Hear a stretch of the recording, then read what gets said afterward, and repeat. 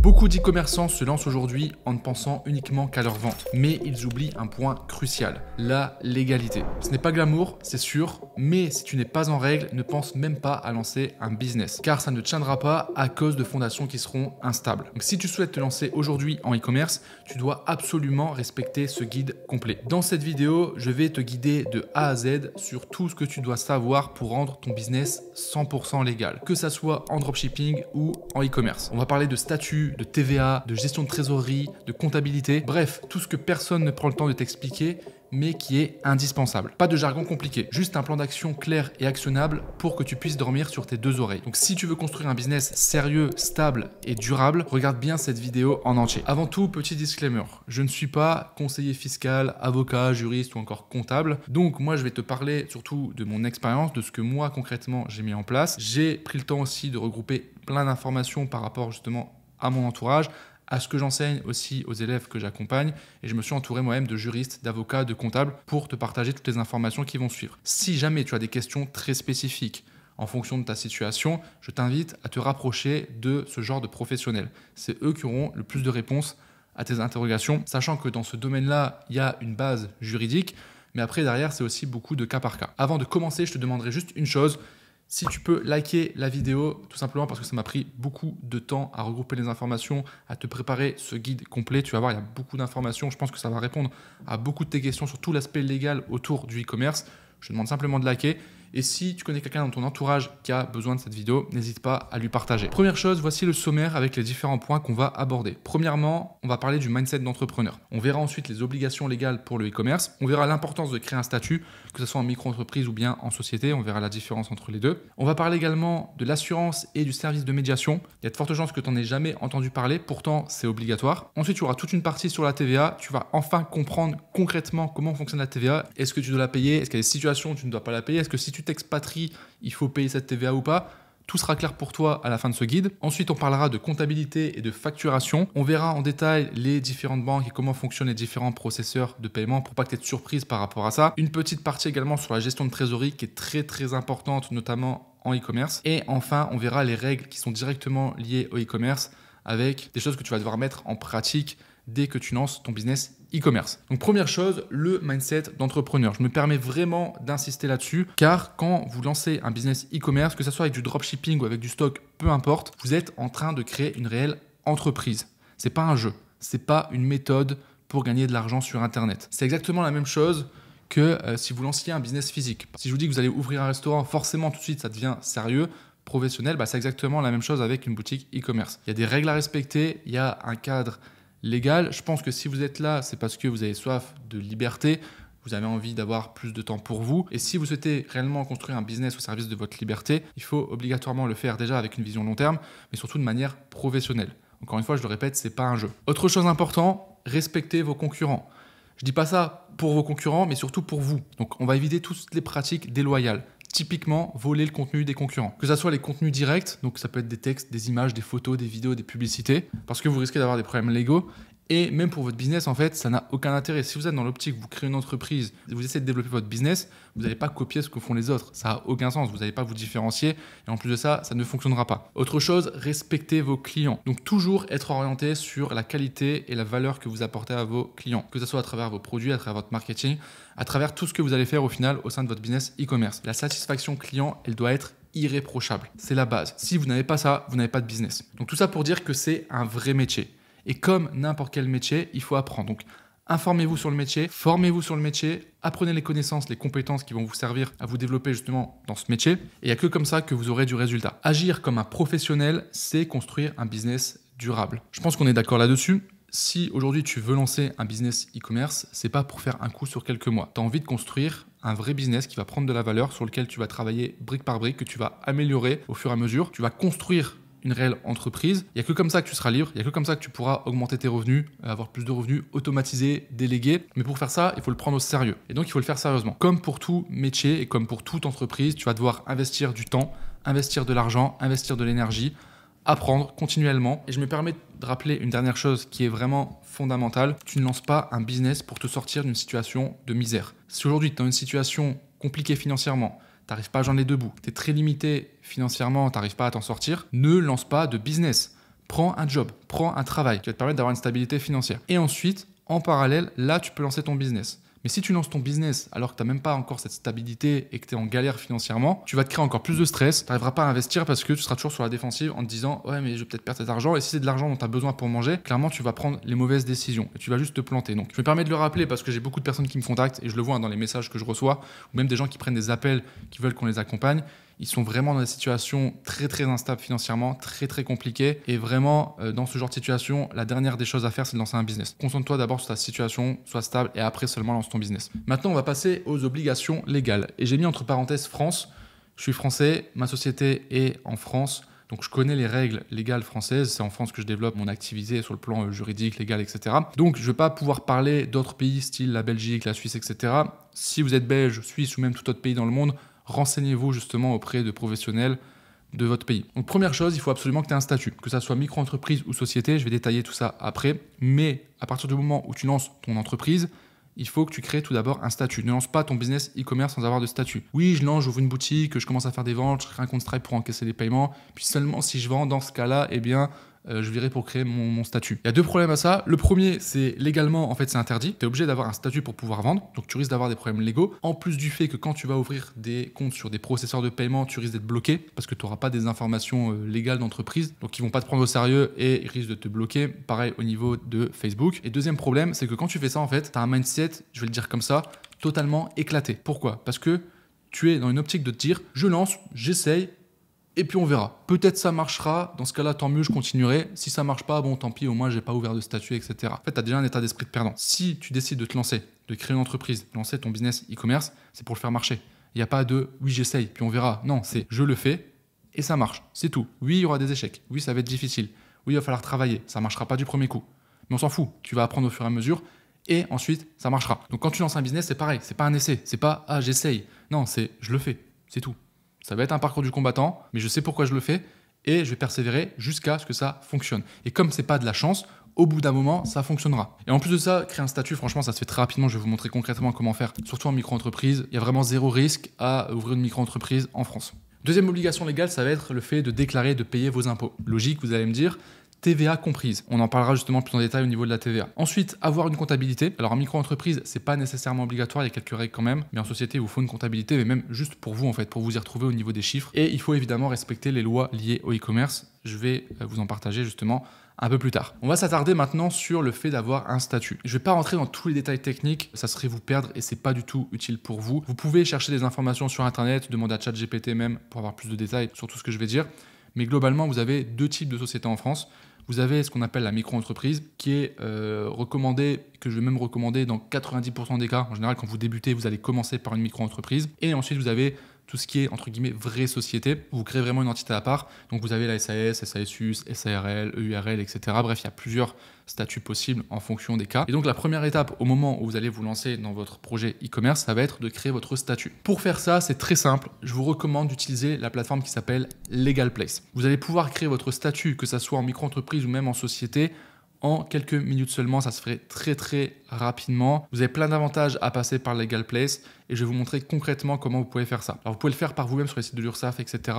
Mais en fait, c'est plein de formulaires à remplir. Vous pouvez faire des erreurs. Donc si vous voulez vraiment être tranquille à ce niveau-là, le mieux c'est de vous faire accompagner sur cette partie-là. Et Legal Place répond parfaitement à ça. Pour un tarif, vous allez voir, qui est vraiment pas élevé du tout. Donc je vous mettrai un lien directement en dessous et vous arriverez sur cette page. Donc ici, vous allez pouvoir créer votre micro-entreprise. Vous avez aussi ici nos services et si vous allez ici, vous avez aussi des créations de sociétés, SAS, SARL, etc. Donc vous pouvez vraiment tout faire à ce niveau-là. Là, comme dans 90% des cas, quand vous démarrez, vous allez le faire en micro-entreprise. Je vais prendre l'exemple ici sur la micro-entreprise. Donc, est-ce que votre activité est artisanale? Dans notre cas ici, e-commerce, non. Quand souhaitez-vous démarrer votre projet? Ici, on va mettre dès que possible. Est-ce que vous avez déjà été auto-entrepreneur? Ici, on va mettre non. Êtes-vous sûr de vouloir créer une micro-entreprise? Donc là, il vous conseille de créer une société si vous le souhaitez. Nous, ici, on va faire créer une micro-entreprise. Où est-ce que sera le siège social de la micro-entreprise? Alors là, vous avez plusieurs options. Soit vous le mettez chez vous. Sachant que si vous le mettez chez vous, donc à votre adresse personnelle, ce qui va se passer, c'est que vous devrez mettre l'information sur votre site. Donc vos clients potentiellement sauront où vous habitez. À vous de voir si vous souhaitez le faire. Mais pour éviter ça, vous pouvez prendre une adresse de domiciliation que Legal Place vous propose. Vous voyez, c'est une adresse qui est à Paris. Sans engagement que vous pourrez enlever si jamais vous souhaitez l'enlever à un moment donné. Et ça permet de ne pas être embêté par des gens qui vont venir chez vous et qui vont envoyer des courriers ou je ne sais quoi chez vous. Et tous les courriers qui seront envoyés ou les produits, les retours, etc. qui seront envoyés à la domiciliation, ils pourront ensuite vous les renvoyer chez vous si vous le souhaitez. Et le fait que ça soit une adresse ici à Paris, alors c'est le 8e arrondissement ici, ça donne un côté sérieux aussi à votre entreprise. Donc ici, on va faire domiciliation. Ensuite, quel est votre domaine d'activité? Là, nous, ça sera vente en ligne. Ici, vous mettez vos informations. OK, nom, prénom. OK, continuez. Votre adresse de domicile. Mais évidemment, vous mettez votre vraie adresse. Adresse email. Donc là, vous mettez votre adresse mail. Un numéro de téléphone. Que recherchez-vous? Donc là, vous avez plusieurs options. Soit vous souhaitez lancer votre activité, c'est le cas classique. Soit vous souhaitez avoir une solution tout en un, c'est-à-dire que LegalPlace va s'occuper aussi de tout ce qui est comptabilité. La banque, ils ont un outil interne de gestion comptable, de factures, etc., qui est vraiment très intéressant. Alors, en micro-entreprise au départ, c'est pas forcément nécessaire, pour être honnête avec vous. En société, je pense que ça peut être très intéressant, même en termes de tarifs. En fait, on est vraiment à des tarifs très très avantageux par rapport à tout ce qu'on peut trouver au niveau d'autres experts comptables, etc. Sinon, vous pouvez aussi chercher du conseil juridique et fiscal avec un expert comptable ou avocat. Sachant que ça, vous verrez, vous aurez une aide en fait, où vous aurez accès à quelqu'un en chat qui pourra répondre à toutes vos questions par rapport à ça. Donc là, on va rester simple, on va faire lancer mon activité en déléguant toutes les démarches. Continuez. Donc là, vous avez la préparation du dossier et là, vous avez les différentes formules avec les différents tarifs. Alors, vous avez l'offre standard ici qui est à 59 € hors taxe. Ok, donc vous allez avoir l'immatriculation de la micro-entreprise avec tout ce qui va bien, l'immatriculation à l'INPI, l'obtention du CABIS, du CIRE. Le CIRE, c'est votre numéro d'entreprise en gros. Et vous aurez une première partie d'accompagnement, vérification du dossier et garantie anti-rejet du greffe. Vous êtes sûr que votre dossier sera accepté. Ensuite, vous avez l'offre à 99 €, qui est l'offre honnêtement qui est beaucoup plus intéressante que la première, notamment sur un truc qui est vraiment très intéressant et vous allez gagner de l'argent dessus. Donc, en fait, l'offre à 59, elle est vraiment pas intéressante pour le coup. Donc, vous avez les mêmes éléments ici, sauf qu'ici, en plus, vous avez un traitement express qui sera en 24 heures. Donc, votre micro-entreprise sera créée en 24 heures. Ce qui est assez fou, moi, à l'époque, quand je l'ai créé, donc c'était en 2017, LegalPlace n'existait pas. Ça avait mis 3 semaines, 1 mois, je crois, avant que je puisse commencer réellement. Ensuite, vous avez une assistance juriste en illimité, donc quelqu'un que vous allez pouvoir contacter pour poser toutes les questions au niveau juridique. Et surtout, très important, l'obtention de l'ACRE. On va le voir après, je vais vous détailler. Mais en gros, en micro-entreprise, vous allez payer des cotisations, en gros de l'impôt, sur votre chiffre d'affaires. Quand vous avez l'ACRE, qui est une aide en fait par l'État, votre taux de cotisation est divisé par 2. Donc, vous avez tout intérêt à prendre cette option-là. Il est divisé par 2 sur la première année. Donc, dès que vous commencez à faire un peu de vente, tout de suite, ça va se ressentir. Et la différence de 40 € ici, vous allez très très vite la rentabiliser. Et ensuite, vous avez un autre pack un peu plus avancé, Ultime 24 heures. Donc, vous avez le pack Express 24 heures. Et en plus de ça, vous allez avoir une aide qui va vous permettre de financer. Il y a des aides publiques qui existent. Il y a Pôle emploi, France Travail, il y a d'autres aides, hein. Je ne suis pas expert là-dedans, mais peut-être dans votre situation, en fait, il y a des aides qui peuvent être très intéressantes, qui peuvent vous débloquer plusieurs centaines, voire même plusieurs milliers d'euros. Donc ça peut potentiellement valoir le coup de prendre cette offre-là, qui est orientée aussi spéciale e-commerce, parce qu'en plus de ça, vous avez la domiciliation à Paris qui a 1 an, qui est offerte. Vous avez une réduction d'impôt jusqu'à 1 000 € par an par rapport à la domiciliation que vous pouvez déduire de vos impôts. Et aussi, vous avez accès à un compte professionnel LegalPlace avec donc un compte bancaire, hein, une carte bancaire Mastercard Corporate et une application mobile qui va vous permettre de gérer en fait les dépenses, etc. Donc par défaut, l'offre ici 24 heures est très très bien. Et ensuite, à vous de voir si vous souhaitez prendre le pack ultime qui peut être aussi intéressant en fonction de votre situation. Moi, je vais prendre ici le pack Express 24 heures. Vous avez la possibilité d'ajouter ici la domiciliation. Donc, vous voyez, c'est 17 € par mois si vous le prenez annuellement. En mensuel, c'est 20 € par mois. Donc, en fait, vous vous rendez compte que, je vais revenir en arrière, si vous souhaitez prendre cette domiciliation, il vaut mieux prendre le pack Ultime 24 heures. Parce qu'en gros, ça vous reviendra à 17 € x 12, ça fait quasiment 200 €, plus les 99 ici, vous serez à 299, ce qui est le tarif en fait de l'offre Ultime. Et comme ici, vous avez 1 an de domiciliation, autant prendre cette offre-là, si vous souhaitez prendre la domiciliation. Ici, on va changer l'exemple, on va prendre celle-ci. Et ensuite, donc, vous avez un résumé de tout ce que vous avez ici pour la création. Et ici, ensuite, vous pouvez faire le paiement. Et très important, j'ai pu négocier un code de réduction, un partenariat avec LegalPlace. Donc, avant de passer ici la commande, peu importe l'option que vous prenez, ça marche pour tout. Même si vous créez une société, SASU, réel, etc., ça fonctionne également. Ici, vous faites ajouter un code de réduction. Ensuite, ici, vous cliquez sur création micro-entreprise, donc sur l'offre que vous avez pris. Ajouter un code de réduction. Et ici, vous mettez le code NAT, NATH, et vous le validez. Et vous allez avoir 15% de réduction. Donc 15% sur toutes les offres, ça fonctionne. Comme ça vous permet d'économiser 15%. Et une fois que c'est fait, vous avez juste à faire le paiement. Et ensuite, derrière, vous serez en contact directement avec LegalPlace qui vont s'occuper de tout. Ils vont vous contacter, vous relancer et faire toutes les démarches. Et vous aurez de toute façon l'assistance LegalPlace, donc vous pourrez directement voir avec eux pour la suite. Et très très rapidement, vous aurez votre numéro ciré et vous pourrez commencer tout de suite à développer votre business e-commerce. Maintenant, je vais revenir sur des informations très importantes pour la micro-entreprise. Pour pouvoir créer une micro-entreprise en France, il faut avoir plus de 18 ans. Donc si vous êtes mineur et que vous souhaitez vous lancer, peut-être demander à l'un de vos parents. Alors vous serez sous sa responsabilité, mais lui pourra créer une micro-entreprise, par exemple, ou un ami ou quelqu'un de votre famille. Il faut être résident en France. Ça, c'est important d'avoir une adresse domiciliée en France pour pouvoir le faire. Vous allez avoir au niveau de l'impôt des cotisations sociales sur votre chiffre d'affaires. Donc, ça représente 12,3%. Et si vous avez l'ACRE, c'est ce que je disais tout avant, ça sera divisé par 2 à peu près. Donc, vous aurez 6,2% sur votre chiffre d'affaires d'impôt la première année. Donc, si vous faites plusieurs milliers, dizaines de milliers, voire plus, eh bien, ça fait quand même une sacrée économie. Donc, ça serait bête de s'en priver. La micro-entreprise, c'est vraiment extrêmement simplifié. En gestion comptable, vous aurez juste besoin d'avoir un livre de recettes et un registre d'achat. En gros, c'est des tableaux Excel que vous pouvez faire par vous-même. Vous pouvez taper sur Google, vous allez trouver très facilement des templates. Vous allez devoir mettre la liste en fait des ventes que vous allez faire et la liste des achats. C'est tout. Vous n'avez pas besoin d'avoir un expert comptable, d'avoir un système où vous devez faire un bilan chaque année, etc. Il n'y a pas besoin en micro-entreprise. Et il vous faut un compte bancaire dédié. Un compte bancaire à part. Vous n'avez pas besoin d'avoir un compte bancaire professionnel ou business quand vous êtes en micro-entreprise. Un simple compte classique perso à côté de votre compte personnel suffit. Ensuite, vous êtes limité en micro-entreprise à un seuil de chiffre d'affaires maximum de 188 700 € par an pour la vente de marchandises, ce qui est le cas quand vous faites du e-commerce. Quand vous allez dépasser ce seuil sur une année, eh bien vous avez le droit l'année d'après de continuer en micro-entreprise, mais vous ne devrez plus cette fois-ci dépasser le seuil. Si vous le redépassez à ce moment-là, vous devrez passer en société. Ensuite, vous avez aussi une franchise de TVA, c'est-à-dire que jusqu'à 91 900 € de chiffre d'affaires, vous n'êtes pas redevable de la TVA. Si jamais vous dépassez ce seuil, vous avez un seuil majoré à 101 000 €. Donc si vous dépassez les 91 900 € et que vous ne dépassez pas les 101 000 €, vous pouvez pendant 2 ans d'affilée dépasser ce premier seuil sans avoir payé la TVA. Par contre, à partir du moment où vous dépassez les 101 000 €, chaque euro au-dessus de 101 000 €, vous devrez collecter, reverser la TVA. Donc si vous faites la première année, par exemple, 150 000 € de chiffre d'affaires, vous aurez 49 000 € qui seront assujettis à la TVA. Cette franchise de TVA, elle est valable également pour tout type de société. C'est-à-dire que quand vous créez votre micro-entreprise, vous avez cette franchise. Si vous la fermez parce que vous avez passé le seuil de TVA ou le seuil de chiffre d'affaires maximum et qu'ensuite vous passez en société, quand vous allez créer à nouveau votre société, vous aurez aussi cette franchise qui sera remise à zéro parce que vous créez une nouvelle société, une nouvelle structure. Ça, c'est important de le savoir. Ensuite, au niveau de la déclaration, ça sera soit mensuel, soit trimestriel. Ça, vous verrez en fait à la création de la micro-entreprise.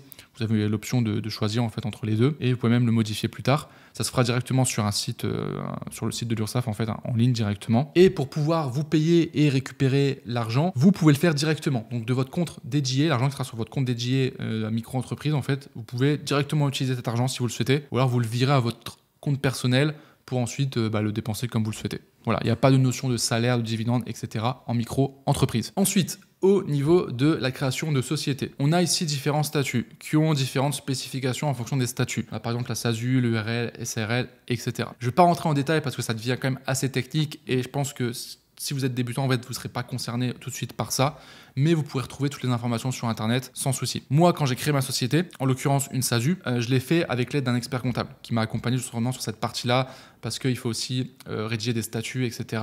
Et c'est pas forcément évident. Et d'ailleurs, vous pouvez le faire aussi avec LegalPlace. Moi, ça n'existait pas à l'époque. Si ça existait, je l'aurais fait avec LegalPlace parce qu'en fait, en termes de tarifs aussi, ils sont beaucoup plus avantageux que si vous passez directement par un expert comptable ou un avocat fiscaliste ou toute autre chose de ce domaine-là. La société, à la différence de la micro-entreprise, c'est que quand vous créez une société, vous créez vraiment une entité à part. La micro-entreprise, en fait, c'est vous. Vous êtes relié directement à la micro-entreprise. Il n'y a pas vraiment de différenciation entre l'argent de la micro-entreprise et votre argent. Au final, c'est un peu mélangé, on va dire. En société, c'est différent. En société, vous avez vraiment une entité à part. Vous créez ce qu'on appelle une personne morale. Vous êtes une personne physique. Et donc, en fait, vous êtes délié. Alors, vous êtes quand même le président de la société. Donc, vous êtes responsable.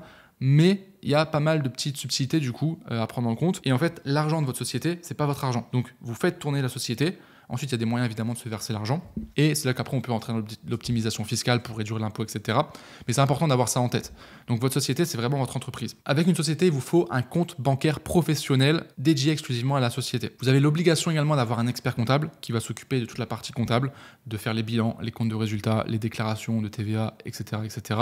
Donc, pareil, cette partie expert comptable, si vous créez votre société directement en passant par LegalPlace, vous l'avez inclus dedans. Et au niveau du tarif, on est vraiment très avantageux parce qu'on a une centaine d'euros par mois, si je dis pas de bêtises, au niveau de LegalPlace. Alors que moi, pour vous donner un ordre d'idée par rapport à ma société actuelle, j'ai un expert comptable autre. Je suis plus autour des 400 € de dépenses mensuelles pour gérer cette partie-là. Au niveau de l'imposition, là, ça va dépendre en fait du statut, mais globalement, vous allez avoir un impôt sur la société, donc il sera imposé sur le bénéfice cette fois-ci. Ça, c'est l'avantage par rapport à la micro-entreprise, où la micro-entreprise, vous êtes imposé sur le chiffre d'affaires. Ça veut dire que même si vous n'êtes pas rentable, donc vous dépensez en publicité, vous n'êtes pas rentable, vous serez quand même imposé sur votre chiffre d'affaires. Donc, on va pas se mentir, c'est relou. Maintenant, l'imposition est beaucoup moins élevée en micro-entreprise, et surtout au départ, il n'y a pas la TVA, donc on arrive à s'y retrouver C'est pour ça qu'au départ, micro-entreprise, c'est très bien. Par contre, dès que vous dépassez le seuil de TVA ou le seuil de micro-entreprise, c'est plus intéressant au niveau du bénéfice. Enfin, fiscalement, en fait, ça devient plus intéressant dans un second temps. En fonction du type de société, vous pouvez être aussi être imposé sur le revenu. Donc là, après, pareil, c'est vraiment du cas par cas. Je ne vais pas rentrer dans les détails à ce niveau-là. Mais globalement, vous avez une imposition qui est sur le bénéfice. Donc si vous ne faites pas de bénéfice, vous n'avez pas d'imposition. Et ensuite, pour se verser l'argent, vous avez deux options.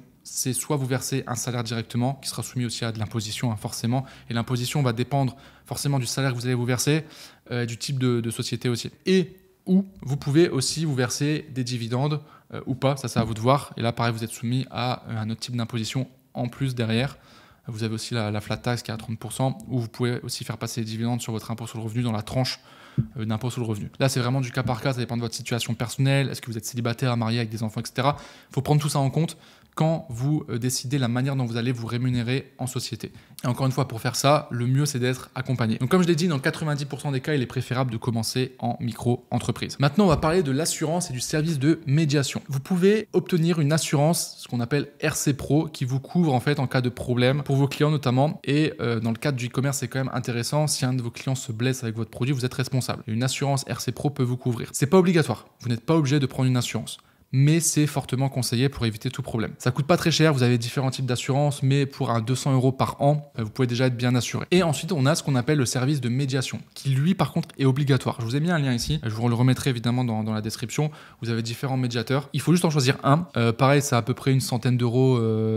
Alors, je sais plus si c'est par an, mais je crois que c'est une fois. C'est une fois pour toujours ou c'est par an. Je sais plus exactement. Moi, je l'ai fait il y a un moment. Mais en gros, l'idée du service de médiation, c'est quoi? C'est si un de vos clients rentre en conflit avec vous, en fait, vous allez pouvoir faire appel à des médiateurs, en fait, une personne qui va jouer le rôle d'intermédiaire, qui va discuter avec le client, discuter avec vous et essayer de trouver un arrangement. C'est obligatoire. C'est comme ça en France, légalement, vous êtes obligé d'avoir un service comme ça. Donc, il faut le faire. Concernant le médiateur que vous allez devoir choisir, franchement, prenez un qui est à côté de chez vous ou dans votre ville ou dans votre région. Ça n'a pas vraiment d'importance. Et pour ma part, ça fait 7 ans que je fais du e-commerce et j'ai jamais eu recours à un service. Enfin, j'en ai un, mais je veux dire, j'ai jamais eu besoin de l'utiliser. Voilà. Mais en tout cas, faites-le parce que c'est obligatoire. Maintenant, on va rentrer dans un deuxième gros morceau, la TVA. La TVA, c'est flou. C'est flou pour beaucoup de personnes. Ils savent pas exactement ce que c'est, comment ça fonctionne. Et du coup, beaucoup de gens font des erreurs par rapport à ça. Ici, je vais vraiment vous éclairer et vous allez comprendre vraiment parfaitement comment fonctionne la TVA une fois que j'aurai terminé cette partie-là. La TVA, c'est pas une taxe que vous payez directement. La TVA, c'est votre client qui la paye. C'est le client qui achète. Et de toute façon, vous le savez, mais quand vous achetez quelque chose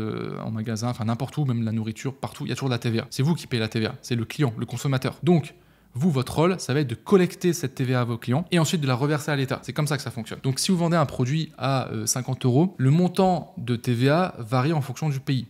En France, on est sur un taux de 20%. Alors, les restaurants, je crois que c'est 10%, donc il y a des catégories après, mais globalement, c'est 20%. Si je dis pas de bêtises, Belgique, je crois que c'est 21%. Allemagne, il me semble que c'est 22 ou 19, je sais plus, mais en fonction des pays, en fait, ça peut varier. La TVA, c'est vraiment une taxe qui est propre, surtout en Europe, mais vous avez d'autres pays, par exemple aux États-Unis, ça s'appelle pas la TVA, mais vous avez une taxe par État. Donc en fonction des États dans lesquels vous vendez, la taxe aussi est différente. Mais en France, on est sur 20%. Un exemple très concret. Votre client paye 50 €, TTC, donc taxe comprise. Rappelez-vous, quand vous êtes en micro-entreprise, il n'y a pas de notion de TVA. Donc si vous vendez votre produit 50 €, c'est 50 € hors taxe. Mais le hors taxe égale TTC parce que la TVA est à 0 €. Quand vous êtes en dessous de la franchise de base de TVA qui était de 91 900 €. C'est pareil d'ailleurs, si vous êtes en société au départ, vous avez aussi cette franchise.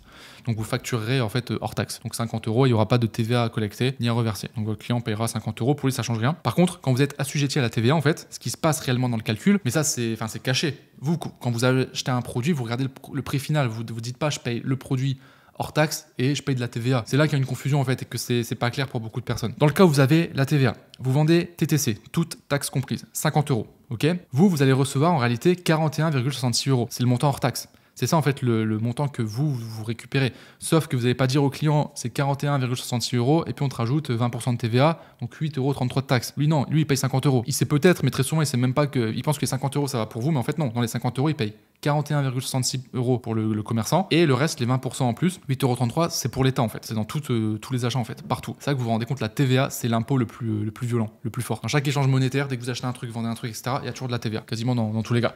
Donc à chaque fois l'État prend de l'argent dessus. Donc dans ce cas-là, vous recevez 41,66 € hors taxe, vous faites plus 20% de TVA et on arrive aux 50 €. Donc c'est pas, vous vendez 50 € et vous faites 20% de TVA et du coup vous prenez 50 € et vous payez du coup 20% de 50, 10 € de TVA. Non, c'est vous avez votre montant hors taxe, vous rajoutez les 20% de TVA, 20% parce que c'est la France, et vous avez votre montant total TTC. Donc vous récupérez 41,66 €, enfin vous récupérez 50 €, pardon, mais vous devez reverser le montant de la TVA, 8,33 € à l'État.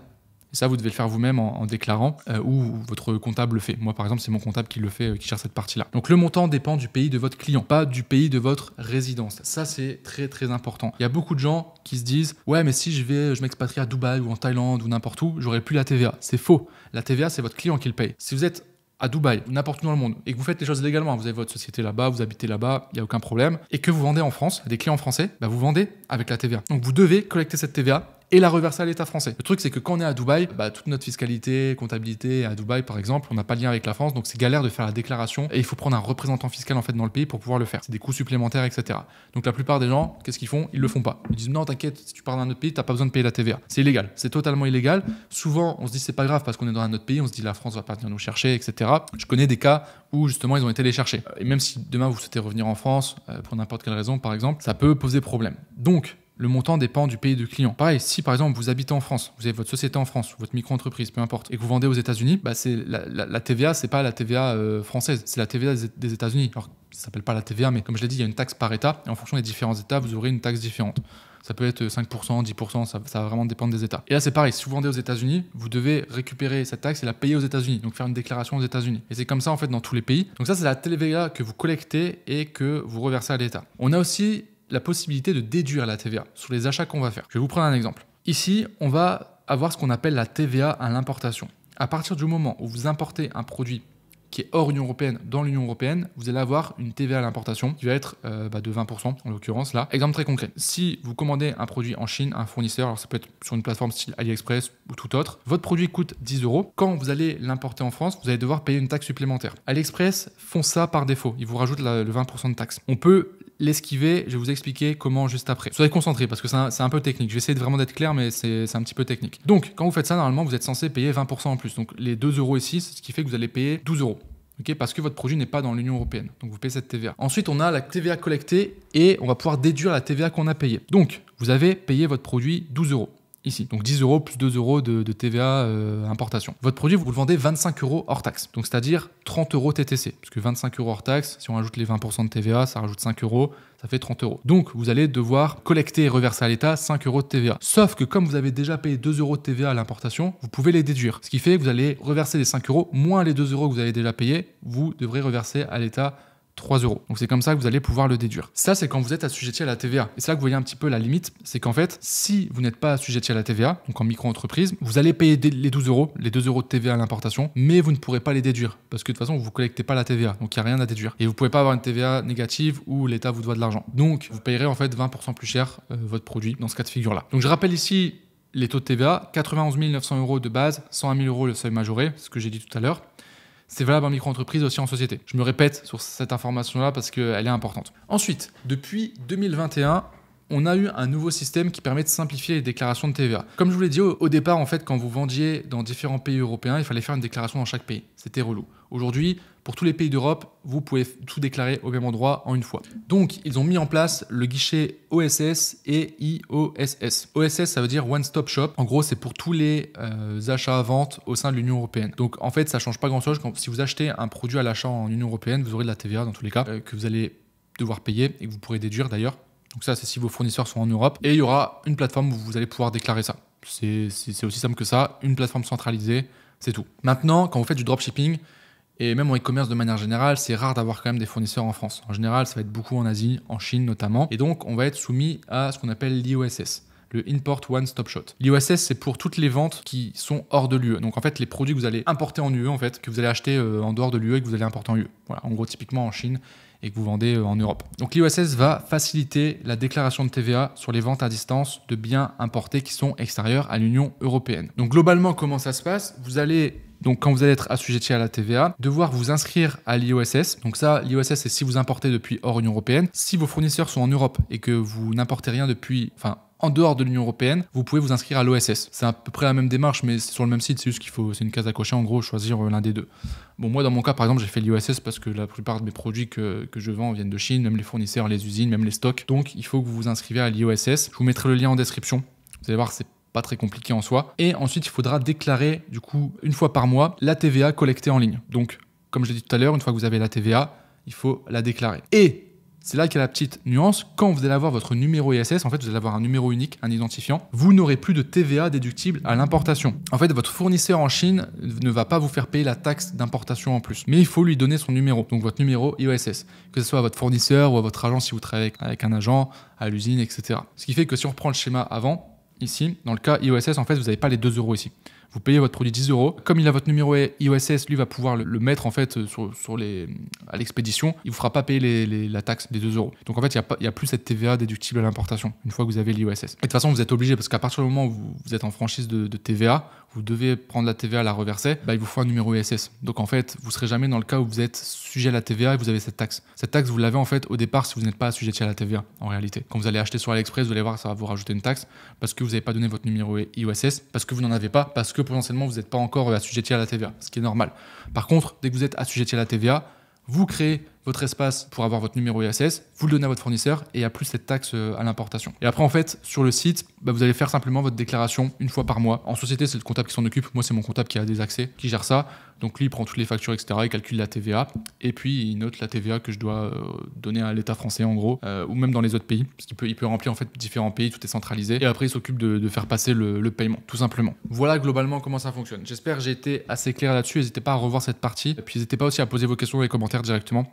Je prendrai le temps d'y passer régulièrement et d'y répondre si jamais vous avez encore des questions par rapport à cette partie TVA. Donc je vous ai mis le lien ici, il sera dans la description évidemment, qui est le service pour pouvoir vous inscrire au guichet unique de TVA dans le cas où vous êtes assujetti à la TVA une fois que vous aurez passé les plafonds. Maintenant, on va parler de comptabilité et de facturation. Donc, vous l'avez compris, c'est important d'avoir une comptabilité, ne serait-ce que pour vous, pour savoir l'argent que vous gagnez ou que vous perdez, votre résultat en fait. Donc, en micro-entreprise, comme je l'ai déjà dit, il vous faut un livre de recettes et un registre d'achat. Ça, vous pouvez, comme je l'ai dit, les trouver facilement sur Internet. Et ensuite, il vous faut absolument des factures d'achat. Donc, tous les achats que vous allez faire, que ce soit les achats des produits à votre fournisseur, la publicité Facebook, les différents outils, etc. Il vous faut les factures d'achat. Vous pourrez les déduire de votre bénéfice imposable quand vous serez en société. En micro-entreprise, vous ne pouvez pas déduire les charges de l'impôt. Je vous conseille quand même d'avoir les factures pour garder une trace des achats que vous avez fait, c'est toujours mieux. Et évidemment les factures de vente qui seront obligatoires dans tous les cas. Donc à chaque fois que vous avez un client qui achète, il faut pouvoir générer une facture pour ce client. Avec Shopify, si vous faites du e-commerce, de toute façon je vous conseille d'utiliser Shopify. Je vous conseille pour ça l'application qui s'appelle Business. Vous aurez 30 jours gratuits en passant par le lien. Pareil, je vous mettrai le lien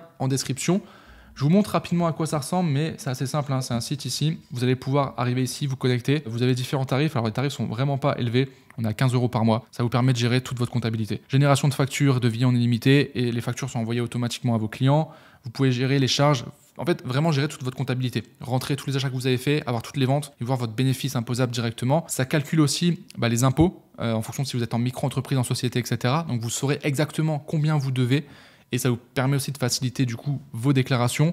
Ça gère aussi la TVA dans plusieurs pays. Donc si vous vendez dans plusieurs pays, tout est centralisé à ce niveau-là. Vous pouvez synchroniser l'application avec votre boutique Shopify. Donc dès qu'il y a une commande, en fait, ça se met à jour automatiquement. Et tout ça pour seulement 15 euros par mois. Et comme je vous l'ai dit, si vous passez par le lien qui est juste en dessous, vous aurez 30 jours gratuits. Donc au pire, vous essayez pendant 30 jours. Si vous voyez que ça ne vous convient pas, vous arrêtez, vous prenez autre chose. Mais honnêtement, aujourd'hui, en termes de rapport qualité-prix, surtout quand vous démarrez et que vous n'avez pas encore de comptable au départ, parce que vous êtes en micro-entreprise, c'est la meilleure application que je peux vous conseiller. Je vous mettrai aussi un autre lien dans la description où je vous montre une vidéo complète, un tuto complet sur cette application, comment l'installer, etc. Vous pourrez comme ça aller le voir. Maintenant, on va parler de la banque, qui est un sujet important parce que si vous n'avez pas de banque, vous n'avez pas d'argent. Vous ne pourrez pas récupérer l'argent. Donc, c'est essentiel que vous ayez un compte dédié pour votre activité. Un compte personnel, je le rappelle, quand vous êtes en micro-entreprise, pas besoin d'avoir un compte pro. Par contre, si vous êtes en société, il vous faudra un compte professionnel. Ce que je vous conseille, c'est ma vision. Ok, après, vous êtes libre, évidemment. Moi, ce que j'utilise, ça va être des banques en ligne. Alors, vous êtes libre, vous n'êtes pas obligé d'utiliser une banque en ligne, vous faites comme vous voulez, mais je trouve que c'est mieux parce que vous avez plus de souplesse. En général, vous avez aussi des plafonds plus élevés de dépenses au niveau des cartes. Vous avez souvent des systèmes de cartes virtuelles qui vous permettent de créer plusieurs cartes et comme ça de gérer vos dépenses. Et au moins, si vous devez utiliser, je sais pas, une carte pour la pub, une carte pour Shopify, etc., si jamais il y a un problème avec une carte, vous pouvez facilement en changer, en créer une nouvelle, etc. Moi, je vais vous donner concrètement ce que j'ai fait à mes débuts. Donc en micro-entreprise, j'ai créé un compte chez Boursorama. Maintenant, ça s'appelle Boursobank, mais c'est la même chose. Juste un compte personnel. La carte, c'est 5 euros par mois, sauf que si vous faites une dépense par mois avec la carte, elle est gratuite. Donc c'est super avantageux. Et en plus de ça, chez Boursorama, vous avez un bonus à l'ouverture de votre compte. Ils font souvent des offres justement par période où vous pouvez avoir 80, 100, 150 euros dès que vous ouvrez votre compte. Donc c'est toujours ça de prix. Et après, en société, donc moi par exemple sur ma SASU actuelle, j'utilise la banque Conto. Je suis extrêmement satisfait, il y a des plafonds élevés. Au niveau du tarif, c'est l'un des meilleurs en termes de rapport qualité-prix, j'ai aucun problème. J'ai plusieurs cartes, il y a des assurances aussi de couverture pour les voyages, etc., compris avec la carte. Donc moi, je suis ultra satisfait de Conto. Donc voilà les deux que j'utilise. Après, il y en a d'autres, hein, à vous de voir aussi de votre côté. Mais en tout cas, ces deux-là, vous pouvez y aller. Ça marche extrêmement bien et vous n'aurez aucun problème. Donc je me permets de vous parler de ça. Boursorama, vous avez un système de parrainage comme je vous l'ai dit. Donc là vous voyez que l'offre en ce moment c'est 150 €. Donc dès que vous ouvrez un compte avec un premier versement, donc il faut mettre de l'argent dessus. Mais je vous mettrai un lien en description. Si vous passez par le lien, du coup vous pourrez bénéficier de ça. Vous allez voir en toute transparence, moi je vais prendre aussi une commission. C'est un système de parrainage d'affiliation classique. Voilà, libre à vous, hein. Si vous ne souhaitez pas passer par ce lien, il n'y a aucun problème, vous faites comme vous voulez. Mais vous pouvez le faire pour Boursorama. Et je vous mettrai aussi un lien vers Conto, pareil, système de parrainage. Si vous souhaitez que je sois votre parrain au niveau de Conto, vous pourrez le faire, ça ne change rien pour vous. Vous aurez juste des bonus en plus à l'ouverture. Donc vous pouvez le faire, mais encore une fois, si vous souhaitez pas passer par mon lien, il n'y a aucun souci. Donc une fois que vous avez votre compte bancaire, maintenant il va falloir récupérer l'argent au niveau de votre boutique. Et en fait, vous ne pouvez pas envoyer l'argent directement sur votre compte bancaire. Il va falloir utiliser un processeur de paiement. Donc un processeur de paiement, c'est simplement un outil qui va vous permettre de récupérer les paiements des clients et ensuite l'argent que vous aurez récupéré sur ces processeurs de paiement, ça sera envoyé automatiquement en général à votre compte en banque. Et là, vous pourrez utiliser l'argent comme vous le souhaitez. Donc évidemment, ces processeurs de paiement prennent des pourcentages de frais. En général, ça va de 1% à 3% maximum. Voilà, pour vous donner un ordre d'idée. Le premier processeur de paiement, ça va être Shopify Payment. C'est ce qui est intégré directement à Shopify. Grâce à ça, vous avez des frais qui sont réduits. Vous n'avez pas de frais supplémentaires par rapport aux frais Shopify, donc ça c'est intéressant. Par contre, l'argent peut être bloqué assez longtemps. Ils font beaucoup plus de réserves en fait, d'argent dès que vous commencez à avoir un certain volume. Ils bloquent l'argent pour vérifier la provenance des fonds, etc. Donc des fois, ça peut mettre un peu de temps avant qu'ils vous envoient l'argent. C'est un peu relou et ils ont vraiment le contrôle. Donc si jamais il y a un souci, en fait, c'est relié directement avec votre boutique. Donc s'il y a un problème avec votre boutique, en fait, ils peuvent vous bloquer, etc. C'est le risque, mais bon, si vous faites les choses bien de manière professionnelle, vous n'aurez aucun souci. Ensuite, vous avez Stripe. Stripe, c'est le top. Moi, depuis 7 ans, j'utilise Stripe et j'utilise encore aujourd'hui. C'est la source principale que j'utilise pour tout ce qui est processeur de paiement. Par contre, il faut être professionnel, mais ça, pour moi, c'est évident. Sinon, vous allez avoir des blocages. Donc, ça veut dire avoir un statut, avoir des pages légales en conformité, pas faire du dropshipping bas de gamme en vendant des produits de mauvaise qualité, faire les choses bien. Stripe, au départ, vous aurez 7 jours avant de pouvoir avoir l'argent. Donc, dès qu'un client paye sur votre site, l'argent arrive sur Stripe. Donc, si le client paye par carte bancaire, Stripe permet de faire le paiement par carte bancaire. Shopify Payment aussi. Shopify Payment, il y a aussi PayPal qui est intégré directement. Donc le client paye, Stripe fait des vérifications et 7 jours après, il vous verse l'argent. Shopify Payment, c'est un peu plus rapide. Je crois que c'est 3-4 jours, mais après, ça dépend en fait. Ça dépend si les volumes que vous faites. Et Stripe, au bout d'un moment, quand vous allez faire pas mal de volumes, ça va réduire. Moi, par exemple, Stripe, aujourd'hui, j'ai, je crois que c'est 48 heures, si je dis pas de bêtises, avant d'avoir l'argent disponible où je peux me le verser directement sur mon compte bancaire. Et ensuite, vous avez aussi PayPal que je vous conseille de mettre sur tous vos sites. Il y en a beaucoup qui disent, ouais, PayPal, il vous bloque l'argent, etc. Il vous bloque l'argent si vous faites n'importe quoi. Alors, il y a toujours des vérifications. Dès que vous commencez à dépasser certains volumes de vente, pareil, ils vont vous bloquer pour vérifier que vous envoyez bien les produits, que vous mettez bien les numéros de suivi, etc. C'est normal. Et très important avec PayPal, il faut que vous créez un compte business pro, un compte professionnel en fait, pour pouvoir bien l'utiliser. Mais il y a beaucoup de clients qui payent par PayPal, donc ça serait vraiment dommage de s'en priver. Donc je vous conseille quand même d'utiliser PayPal. Et encore une fois, l'idée c'est toujours pareil, c'est être professionnel. Pas faire du dropshipping éclaté où vous livrez vos clients en 3 semaines, où ils vont pas être satisfaits, où il n'y a pas de numéro de suivi, etc. Si vous faites ça, forcément, vous allez vous faire bloquer. C'est évident. Même au niveau de la publicité, etc. Mais encore une fois, si vous avez pris le business au sérieux, vous faites comme une vraie entreprise et que vous faites les choses bien, vous n'aurez pas de soucis avec les processeurs de paiement. Je vous en ai mis d'autres que j'ai utilisés. Alors Klarna, je l'ai un petit peu utilisé, pas tellement, pour être honnête avec vous, mais il vous permet aussi de faire du paiement plusieurs fois. Par contre, il y a Alma que j'ai beaucoup utilisé pour du paiement plusieurs fois aussi, qui marche bien. Donc vous pouvez proposer du paiement jusqu'à 10 fois. Donc ça c'est intéressant si vous vendez des produits, on va dire, au-dessus de 100 € par exemple. Et vous avez aussi d'autres processeurs qui sont disponibles directement sur Shopify, vous pouvez les tester, etc. Là ça va dépendre, mais normalement déjà avec tout ce que je vous ai dit là, normalement, vous êtes bon. Ensuite, un autre aspect très très important, ça va être tout ce qui va être la gestion de trésorerie. C'est un sujet, je vois très peu de gens en parler, mais c'est extrêmement important parce que si vous gérez mal votre trésorerie, vous allez vous retrouver bloqué. Donc déjà, première chose, quand vous vous lancez en dropshipping ou en e-commerce, il vous faut un montant minimum d'argent. Ne vous lancez pas avec 100 € sur votre compte, ça sert à rien. Il faut un minimum d'argent à investir. Ça demande de l'argent. Tous les gens qui vous disent tu peux te lancer en e-commerce avec 0 €, c'est faux. Je vous le dis clairement, c'est faux. C'est des menteurs. Moi, ce que je conseille, si vous commencez en dropshipping ou avec un petit stock au départ, faire un petit stock au départ, vraiment, ça je peux vous le conseiller. Ça vous permettra d'être beaucoup plus professionnel, de pouvoir même avoir un packaging au départ, d'avoir un meilleur service client dès le départ. Ça fait vraiment la différence. Je vous conseille d'avoir au moins 1 000 € au départ. Plus vous avez d'argent, mieux c'est, plus vous aurez des possibilités et plus vous serez tranquille à ce niveau-là. Mais il vous faut au moins 1 000 €. Ensuite, deuxième chose très importante, avoir une situation stable à côté. Si vous êtes en galère financière, je l'ai déjà dit au début de la vidéo, ne lancez pas de business. Je vous conseille d'avoir de l'argent de côté et surtout de pouvoir injecter de l'argent tous les mois dans votre business. Que ça soit pour développer votre marketing, les publicités, etc.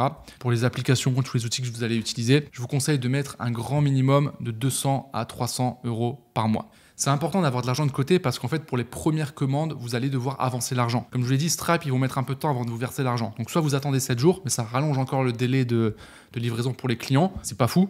Donc, il vous faut de l'argent de côté pour avancer les premières commandes. Et très important, quand vous allez vouloir scaler en publicité, dépenser plus, etc., si vous n'avez pas le budget pour alors scaler déjà les publicités, mais surtout pour assumer le fait qu'il faudra payer les commandes à votre fournisseur, il faut le prendre en compte. J'ai vu des gens, des fois, scaler et se retrouver bloqués parce qu'ils n'ont pas encore la trésorerie pour pouvoir payer les produits à l'achat pour envoyer aux clients. Donc ça crée des problèmes, des délais de livraison rallongés, etc.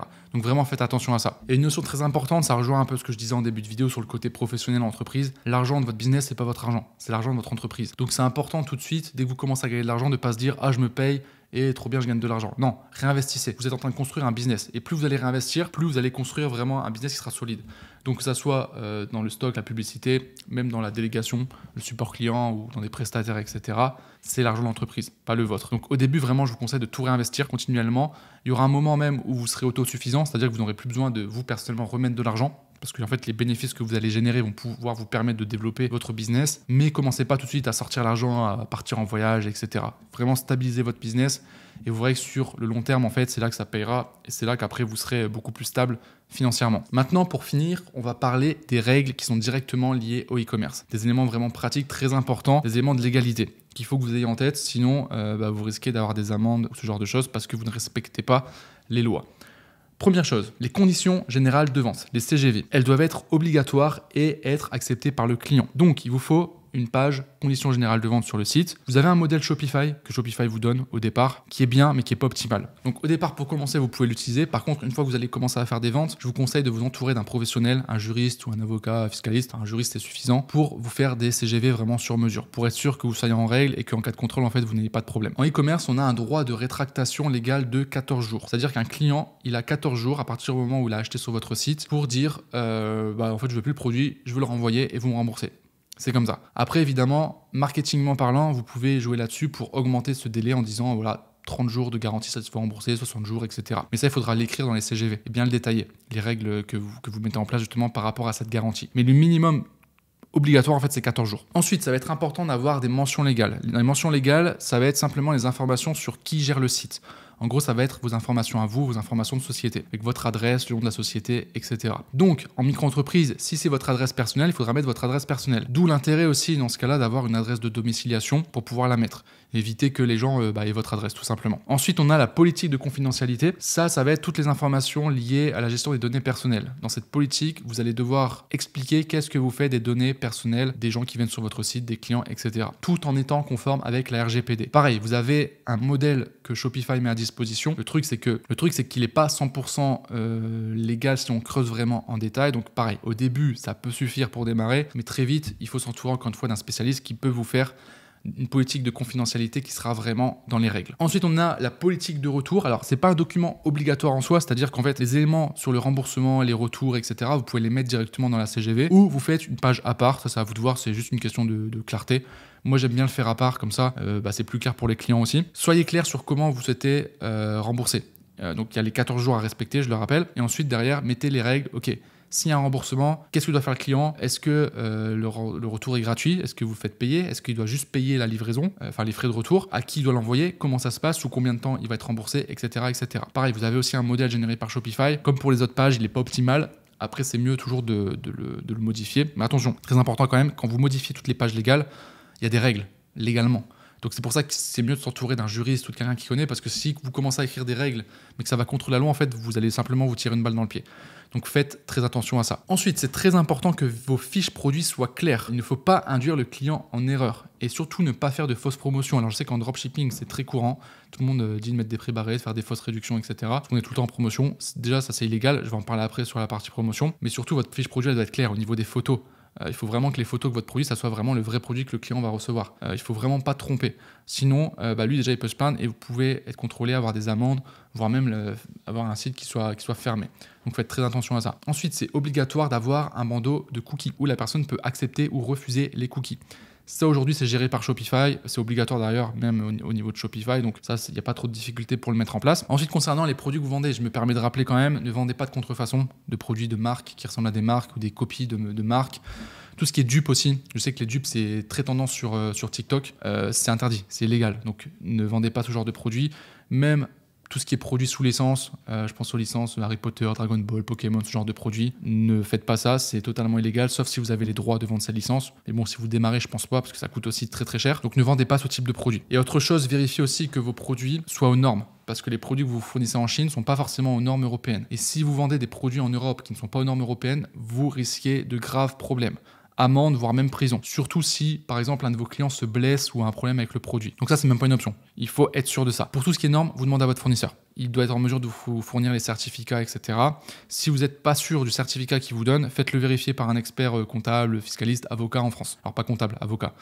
Un comptable, c'est pas trop son métier, mais un avocat spécialisé là-dedans qui pourra vous dire si c'est réel ou pas, tout simplement. Dernière partie sur les règles au niveau des soldes et des promotions. Les soldes, c'est vraiment 2 périodes dans l'année qui sont vraiment à part entière et qui sont vraiment encadrées. Donc on a les soldes d'été, on a les soldes d'hiver qui durent à chaque fois 1 mois. Ça change chaque année. Durant les soldes, vous avez la possibilité de vendre à perte. C'est le seul moment où vous avez le droit de vendre à perte. Vous devez obligatoirement mettre la mention solde au niveau du prix sur vos fiches produits. Pour vendre à un prix soldé, il faut que 1 mois avant les soldes, vous ayez fixé votre prix avec l'ancien prix qui est apparent. Donc si vous vendez un produit 50 € et que vous le dites je le solde et je le mets à 30 €, vous n'avez pas le droit de dire je le solde en mettant à 50 € et vous rajoutez un prix barré à côté 100 €. Vous avez gonflé le prix artificiellement. Non, il faut qu'un mois avant, le prix, donc 50 €, quand vous passez en solde, ça soit le prix barré et que vous descendez le prix du coup, forcément. Ça, c'est important. Si vous faites pas ça, en fait, c'est pareil, c'est illégal. Et également, les produits soldés doivent être mis à la vente au moins 1 mois avant le début des soldes. Ça veut dire que ça doit être un produit qui est déjà en vente, qui a déjà été vendu sans solde. Ensuite, on a les promotions.